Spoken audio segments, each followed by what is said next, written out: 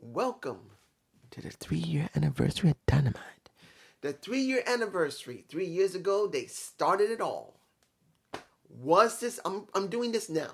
I'm not going to wait to the end and explain why. I'm just doing it now and I'm going to explain it. When you look at this show, was it good? Yes. There are matches on here you're going to like. There is a couple of segments in here you're going to like. And in the end, participation for the fans were very good. And basically in Washington, D.C., it was great. But did it make any sense for some of the other crap that was in Dynamite? No. Guys, I know no one complains for me saying, dude, you're wrong about AEW trying to promote ROH. No one says anything. Not because they always agree with me. It's just that it's obvious you can see there is no ROH. There's nothing. I went over to ROH's YouTube channel just to make sure, because of when they showed the embassy and Prince Nana, or Nene, whatever the guy's name is, the way they were describing it, that he's there, that means they're wrestling. I went over to ROH's channel just to see if there was something there. The last time they uploaded anything was a month ago. So, Ring of Honor is on Dark or Elevation. Why do I care? Why?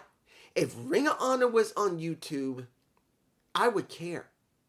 I want to see it on there to make it feel important. I think that Tony is a blithering idiot. He should put it on YouTube TV if he has the rights to do it. He should put it on YouTube until he gets a TV deal. He should put it there. If he can't get a TV deal, he's got to do something with ROH. This is stupid. You know why I keep bringing this up? ROH's Code of Honor is stupid. This is AEW. This is AEW. We don't need it. And that's what we got. A theme of the... Calm yourself, calm.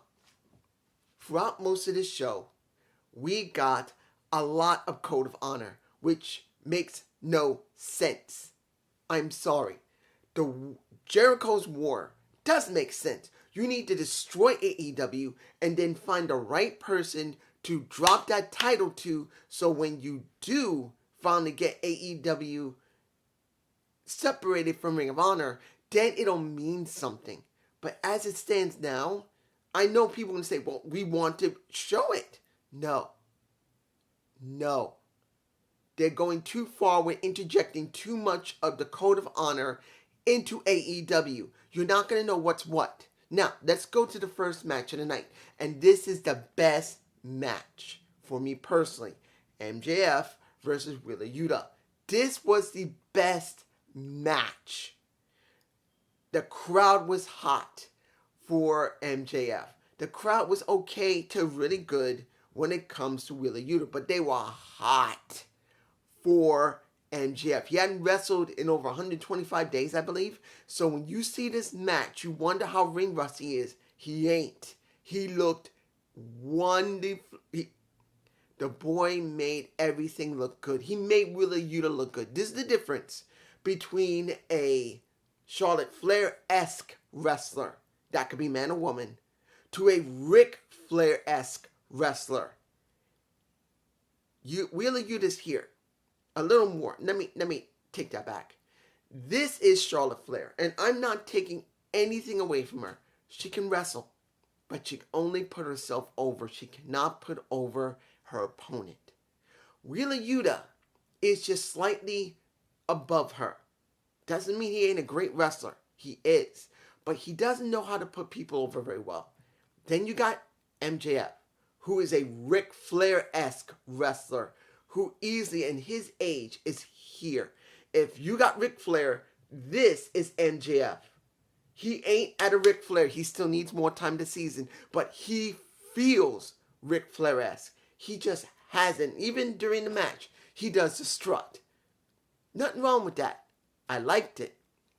In the end, MJF does a modification of the Salt of the Earth armbar.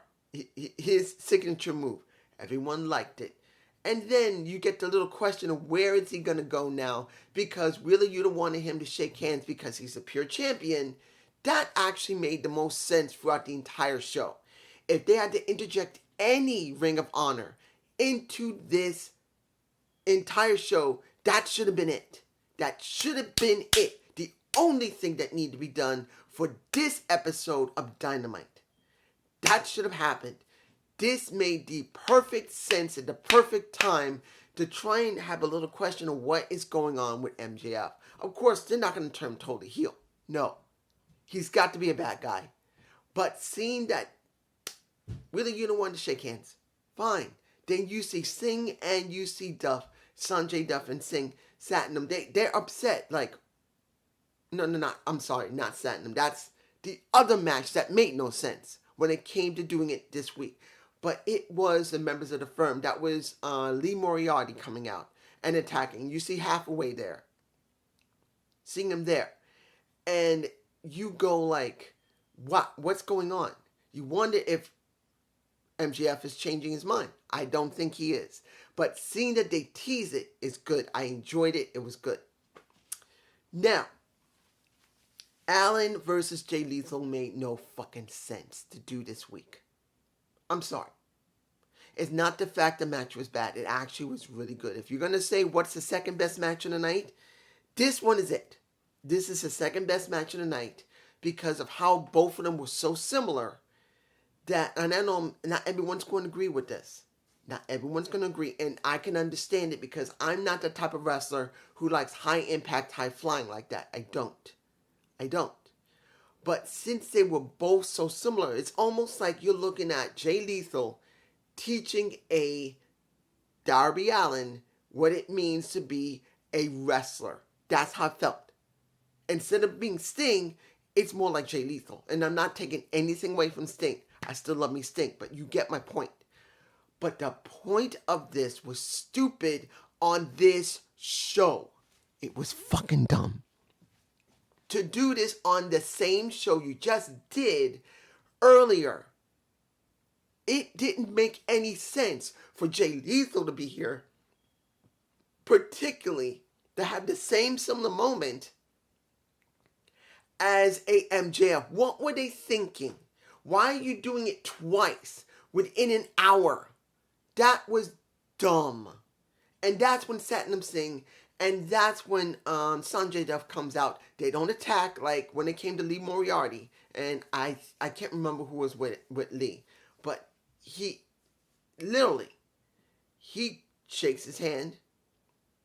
And then he goes, and they're going, what are you doing? That made no sense to do on this show.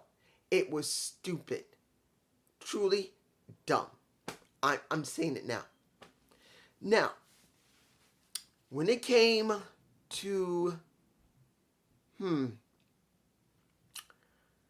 what did we really get between Warlow and Brian Cage? A squash match. That looked good with two very big wrestlers who actually should be in a tag team together. I'm saying it now. What you should have with Brian Cage and Warlow, you got them so freaking similar. The difference between Brian Cage and Warlow, Brian Cage is shorter than Warlow and cock Diesel more. And then you got Warlow, who's a bit taller and more lean. These guys will make a great team. The way they're built. Both of them could actually come together in a best of 5 series and be similar to the Bar, where both of them could not beat the other. They just couldn't beat. One got to win, then another got to win, another got to win, and eventually they just kept fighting one another until they came together. That's what you should have between Warlow and Brian Cage, but I don't see that happening. I don't see it happening.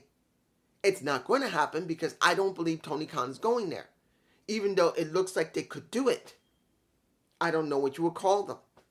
I have no idea what you would call them. The War Machine. There you go, I take that back. Brian Cage, the Machine, versus a Warlow. War Machine. There you go, there's your name. I just did your job. I'm angry. Because actuality might work. I just did your job, Tony. I gave you a name for them. War Machine. Why not? It wouldn't hurt to try it. But seeing this match in a squash match, yes, Bryan got a good amount of offense, but did I believe he was going to job to the TNT champion, who basically hasn't really done much other than squash matches? He's barely had any stories since Scorpio. This is what you get. Now, I know Willow went on Twitter. I know Willow said some stuff to try and make himself relevant, but let's be honest, he's not doing anything.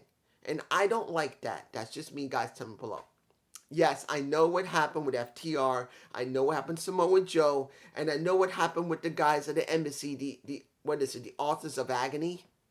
Why did they call them the Authors? I think that's what they're called. Either the Gates of Agony or the Authors of Agony. This is only the third time I've seen them. I can't remember the name. But you get my point. Now, Roosh versus Hangman Page. The reason I'm skipping the trios match with the women, I'll explain that in a minute. But seeing this match, I didn't really care that much about it. I did. It was a fine match. And I have heard about what happened with Sammy Guevara, what's going on with... I don't know if I'll do a gut report on Andrade El Idolo and Sammy Guevara and their Twitter talk.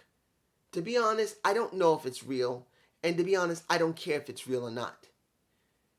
At this point, if it's real or it's not, AEW does not need this type of heat. I'm sorry, after what happened, and now there's a lot of Twitter talk, even if it's a work, it doesn't look good for them.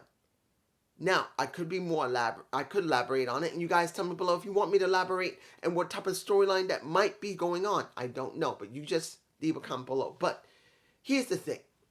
Did Roosh look good during that match? Yes. Do I believe he's got more character than Hangman Page? Yes. I'm saying it now. Hangman Page, I like Hangman. Particularly his intro because of Stoney, the horse that unfortunately passed on to the Great Spirit. I've always liked Hangman. He wasn't bad. Seeing that he's still keeping the old theme music along with the Titantron, that reminds me of Stoney, makes me very happy. But Roosh is a better character than he is to Hangman Page. He just is. But what happened? Roosh lost and got a bloody nose in the process of it. What was good was the segment afterward. It had to happen. When you see that, and I know Private Party was thrown in there to try and see if they're loyal to El Idolo or not. They left. Doesn't matter. Eventually they're going to be dealing with Matt Hardy and El Idolo eventually. But the thing that I felt was well done was the segment with him and Moxley. When Moxley came out, talked about him and said clearly, you know, me and you, we've taken care of everybody. And I've been waiting for this moment. I've been waiting 3 years for this moment. And now we're going to be facing one another. I respect you. I even like you. But when we get in that ring, I don't give a damn who you are. I'm going to whoop your ass, break your face, break your nose, and basically choke you out. And pretty much Hangman said, you know what? Why wait? Get your ass back in here. And then you see Moxley, who I think, let's be honest here. I think this was a bit of a shoot, what he did. I think that's what happened. When you hear what he said about saying, you know, you're a cute kid, but cute kids like to get their asses in trouble, just like all the other ones in the back. I'm warning you just this one time. Once. Don't push me. I believe that was just a little bit of payback for what happened with CM Punk. Now, that does not mean that Moxley's doing that because of CM Punk. Because he's still friends with him and he wanted him to understand, you don't mock my friend. No. This was because of what was going on between the Bucks, Kenny, and pretty much Colt. Because everything stemmed from them and then he added on top of it, which he didn't need to. So I think, for me personally, I think when that segment happened, he was saying, boy, I think he might have told him in the back, I'm going to say something I know you're not going to like. And since he's one of the locker room leaders next to Jericho and Bryan Danielson, I think he made it very clear in this little tiny little piece of the segment saying, you're a kid. Stop acting fucking stupid. Learn to keep your damn mouth shut. And he did it publicly. Now, I don't know, I could be wrong. I could be totally wrong about that, and I could be reading it wrong. You guys tell me below what you think. But honestly, was that segment necessary? Calling out a Moxley before then, Moxley could have said, you're cute. No, I'm going to break you later. He didn't need to do that. He did that on purpose. I truly believe it wasn't because CM Punk's his friend. I think he wanted him to understand what you did. Going to say what you said, and CM Punk publicly saying it was stupid. And I'm going to belittle you on TV. Now, when people say that the prisoners are running the asylum, there you go. Because I truly believe Moxley didn't need to do that. He didn't. He wanted him to learn a lesson. On national, international TV, where I don't believe that was a work. That was a shoot. I'm hoping I'm wrong, but you guys tell me below. Now, the trios match between the women. And you got Forbes, you got Hayter, and you got the lovely Selena Deeps, who should have won the TBS title. I'm saying it now. She should have won the fucking title. Nothing against Jade. By now, maybe Jade should have won the title. But I truly believe I'm getting angry. The inaugural, I can't pronounce it. When you get angry about something, you botch. The first champion of the TBS title should have been Selena Deeps, because as much as Jade has benefited to a certain extent being the first champion, she did not raise the title. She didn't. Not by a lot. In fact, the title didn't raise her that much either. It did give her the opportunity to improve her craft, to help her learn to talk better, to be a better wrestler, but it didn't make her look like a great champion. It made her look like an okay champion. That's the reason why at this point, when you see this trios match, and then you see that you get Athena, you get Storm, and you see Willow, and you see pretty much, you see this match, and the match was all right. Now I got a point to say about that cutter that Penelope Forbes did, that was on Willow. I believe it was Willow.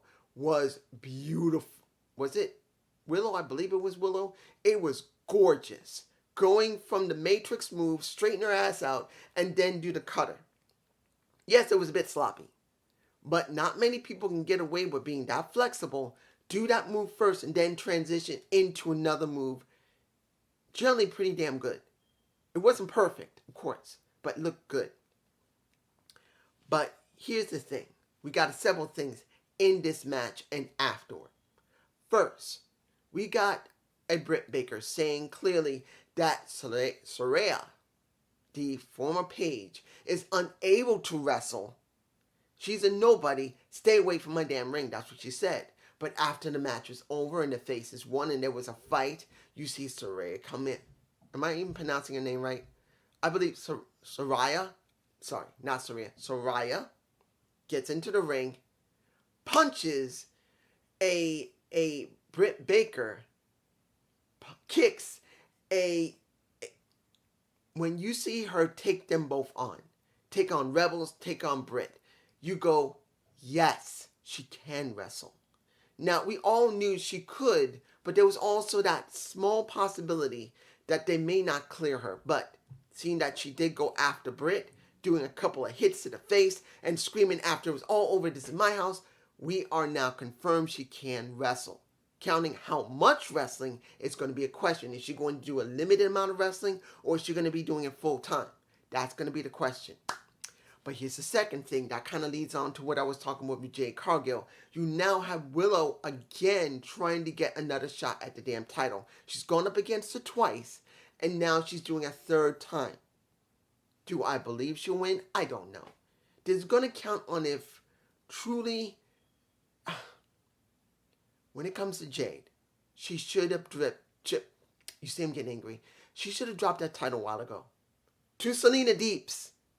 But Tony doesn't want to put Selena Deeps up against Jade to win because Serena is a trainer as far as he's concerned. But it doesn't mean she doesn't wrestle. Why not give her the damn title to help get the women over as a legitimate veteran and champion? No. No. The professor should be the champ, but it's Jade who's the champ. Now the question is, are they going to let her finally drop the damn title? I don't know. I don't think so. But even if she did drop the title, you're doing it to a Willow Nightingale instead of a Selena Deeps, who should be the one who should have either been the inaugural champion or should have already had the title for at least a month or two already and start trying to help the women who are on the roster look better because they got to go for a credible threat. I hope that made sense. Finally, the last match, which was at 9:56, and that was Chris Jericho and Sammy Guevara. Sammy Guevara, the Spanish God, versus Bryan Danielson and Daniel Garcia. Was this a good match? It was okay. Wasn't bad. Did it mean something? Yes, it did. It meant that the Jericho War is still going on. No, Jericho's war is still going on. You see him trying to teach a Daniel Garcia lesson a couple of times. You see that he finally decks a Daniel Garcia eventually. And you also see that people really don't like Sammy Guevara because of what's going on with Twitter and what happened with Andrade El Idolo. Really, you can see how much people despise a Sammy Guevara. It's one of the reasons why he's still working for AEW, because they could have got rid of him because of what's already been rumored that really a lot of people just don't want to work with him and he's a pain in the ass. So, what we got at the end was Chris and Sammy winning. And in the end, as the thumbnail shows, the Jericho War continues. I don't know if I'm going to use that title. I think I might use the anniversary special. Or I might do just the Jericho War continues. I don't know yet. Maybe I'll combine the two. Anniversary special. Let me do AEW Dynamite Anniversary Special Review. The Jericho War continues. Maybe that might be the better title. I don't know yet. But it continues going on. And that kind of goes along with what I said in the very beginning of this review. I understand about Chris trying to tear down the acquisition of ROH for AEW. I understand they're trying to tear it down, but you are interjecting way too much ROH into AEW to the point where what is ROH and what is AEW? Are you trying to make AEW into ROH? The only thing is, you're going to get rid of the ROH name and just make it AEW. You're going to combine the pure title with, it's not going to be combined. They're just going to use it.